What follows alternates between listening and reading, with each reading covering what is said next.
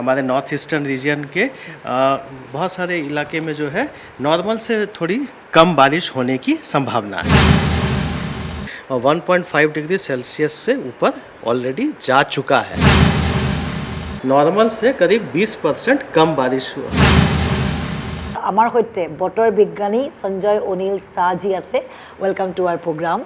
तो हम आ ही रहे थे तो आप ही के पास हम आ गए। तो जैसे धीरे धीरे गर्मी बढ़ने लगी है, बारिश भी बहुत कम होने लगी है, तो अगर हम आपसे सवाल करें कि मानसून कब आएगा या गर्मी को लेके मार्च अप्रैल में पॉसिबिलिटी आगे क्या है, तो आप कैसे बोलना पसंद करेंगे? सबसे पहले तो मैं ये बताना चाहूँगा कि ये जो हमारे जो पूरे साल में जो सीजन्स होते हैं, डिफरेंट सीजन्स होते हैं, तो इसको भारत मौसम विज्ञान विभाग ने अपने ढंग से डिफ़ाइन किया है।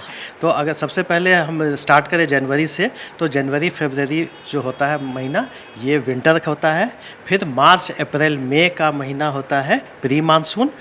फिर जून जुलाई अगस्त सितंबर होता है मानसून और अक्टूबर नवंबर दिसंबर होता है पोस्ट मानसून। सबको चिंता होती है कि भाई अभी 2024 में अभी ये जो मानसून आने वाला है तो इसकी क्या स्थिति रहेगी। तो आईएमडी ने जो अभी जो प्रिडिक्ट किया है, तो एज होल करीब प्रिडिक्ट किया है कि India as whole, country as whole जो है वो करीब करीब जो नॉर्मल से जो बारिश होती है वो उससे थोड़ी अधिक होगी। और क्वांटिटेटिवली अगर हम बात करें तो सीजनल रेनफॉल जो होगा, यानी कि ये हमारा जून जुलाई अगस्त सितंबर में मानसून के पीरियड में, तो कंट्री एज होल एक्सपेक्ट किया जा रहा है कि 106% ऑफ लॉन्ग पीरियड एवरेज बारिश होने की संभावना है। अब रही बात कि मानसून का जो है ये हमारे नॉर्थ ईस्टर्न रीजन में क्या स्थिति रहेगी, तो ऐसा एक्सपेक्ट कर रहे हैं कि इस पर्टिकुलर अभी आने वाले मानसून में हमारे नॉर्थ ईस्टर्न रीजन के बहुत सारे इलाके में जो है नॉर्मल से थोड़ी कम बारिश होने की संभावना है। कम बारिश, मतलब नॉर्थ ईस्ट रीजन में बारिश थोड़ी कम होने की संभावना है।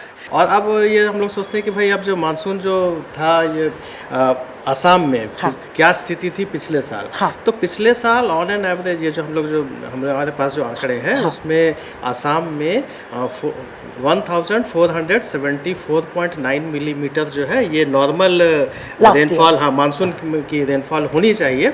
लेकिन वास्तव में जो रिकॉर्ड हम लोग को बारिश मिली वो 1183.2 मिलीमीटर बारिश हुई। इसका मतलब कि नॉर्मल से करीब 20% कम बारिश असम को पिछले साल हुई थी। तो जनरली क्या है कि अगर क्लाइमेटोलॉजिकली बात करें तो ऐसा माना जाता है कि 1 जून को मानसून केरला हिट करता है। मानसून जब केरल हिट करता है तो इसके बाद फिर ये मूव करता है नॉर्थ ईस्टर्न रीजन की तरफ। तो क्लाइमेटोलॉजिकली करीब करीब 5 जून तक ये नॉर्थ ईस्टर्न रीजन में ये आ जाता है, नॉर्थ ईस्टर्न रीजन को कवर कर लेता है।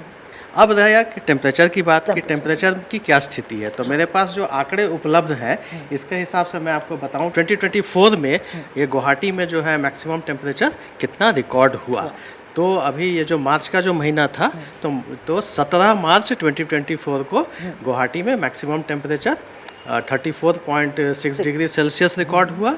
वहीं अप्रैल के महीने में यानी कि 24 अप्रैल 2024 को 37.8 डिग्री सेल्सियस और 2 मई 2024 को मतलब मई के महीने में मैक्सिमम टेम्परेचर मतलब अब तक जो है जो मैक्सिमम मई के महीने में अब तक 38 डिग्री सेल्सियस रिकॉर्ड किया गया है। तो as a scientist, weather scientist थे आप, तो जैसे आपने देखा है कि गर्मी बहुत बढ़ रही है, जैसे यहाँ भी एसी है, एसी ऑन है, तो बारिश भी थोड़ी बहुत कम होने लगी। अब आपने कहा कि यहाँ पॉसिबिलिटी है, कम बारिश होने की पॉसिबिलिटी है, तो एज ए वेदर साइंटिस्ट आप कैसे देखते हैं सब पूरी बात को?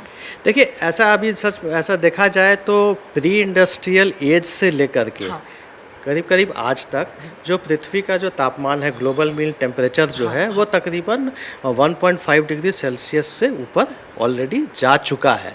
भले ही ये फिगर जो है 1.5 डिग्री सेल्सियस बड़ा छोटा सा फिगर लगता है, लेकिन ये फिगर जो है बहुत ही ये इस पर चिंता करने की बात है। अब बात है कि ये टेम्परेचर बढ़ता क्यों है, तो बेसिकली इसके लिए क्या है, जो ग्रीन हाउस गैसेस होती हैं जैसे कि कार्बन डाइऑक्साइड है, मीथेन है, सरफेस ओजोन होता है, नाइट्रस ऑक्साइड होता है, इस तरह की जो भी डिफरेंट डिफरेंट ये सब जो ग्रीन हाउस गैसेस होती हैं, ये इनके बढ़ने से, अब ये किसके कारण से बढ़ रही है? इंडस्ट्रियलाइजेशन बहुत ज़्यादा हो रहा है, शहरों में एकदम अंधाधुंध निर्माण हो रहा है, और साथ ही साथ पेड़ों की भी जो है अंधाधुंध कटाई हो रही है। तो इसकी वजह से ग्रीन हाउस गैसेस जो है ये बढ़ रही हैं।